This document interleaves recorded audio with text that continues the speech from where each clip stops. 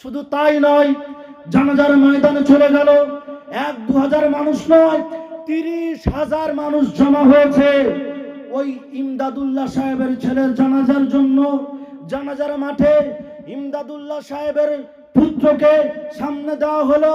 ইমদাদুল্লাহ সাহেব জানাজার নামাজের পাঠিতে দাঁড়িয়ে গেলেন আর উচ্চ স্বরে আওয়াজ দিয়ে বক্তব্য দিতে চালু করলেন।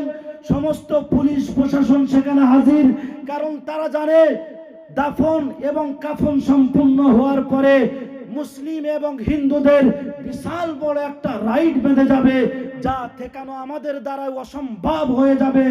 সেদিন ওই ইমদাদুল্লাহ সাহেব জানাজার ময়দানে দাঁড়িয়ে চিল্লে জোর গলাতে বলেছিল, আজকের আমার ছেলের কাতিল যারা, আমার ছেলেকে হত্যা করেছে যারা, আমি ইমদাদুল্লাহ বাপ হয়ে আমার ছেলের হত্যাকারীকে আমি ক্ষমা করে দিলাম। জোরে বলুন সুবহানাল্লাহ। সেদিন মাঠের সমস্ত মানুষ তাদের চোখ দিয়ে টপ টপ করে পানি ঝরছিল, আর তারা ভাবছিল কন্যা বাপ চায় যে নিজের পুত্র সন্তানের বিচার না করতে, নিজের পুত্র সন্তানের প্রতিশোধ না নিতে। কিন্তু ইমদাদুল্লাহ সেদিন এ কথা বলেনি। সেদিন ইমদাদুল্লাহ সাহেব বলেছিল, আমি ইমদাদুল্লাহ, আমার বুক খালি হয়ে গেছে, আমার কোল খালি হয়ে গেছে। আমি চাই না কোন হিন্দু মায়ের কোল খালি হয়ে যাক, আমি চাই না কোন স্ত্রী সে বিধবা হয়ে যাক, আমি চাই না কোন মানুষ, কোন বাচ্চা সে ইতিম হয়ে যাক। আমি ইমদাদুল্লাহ ক্ষমা করে দিলাম। আর আমি ইমদাদুল্লাহ তোমাদের জন্য বলে দিলাম, আমার বাচ্চার দাফনের পরে খবরদার তোমরা আমার বাচ্চার প্রতিশোধের জন্য কারোর গায়ে হাত তুলবে না, কারোর ঘরে আগুন লাগাবে না।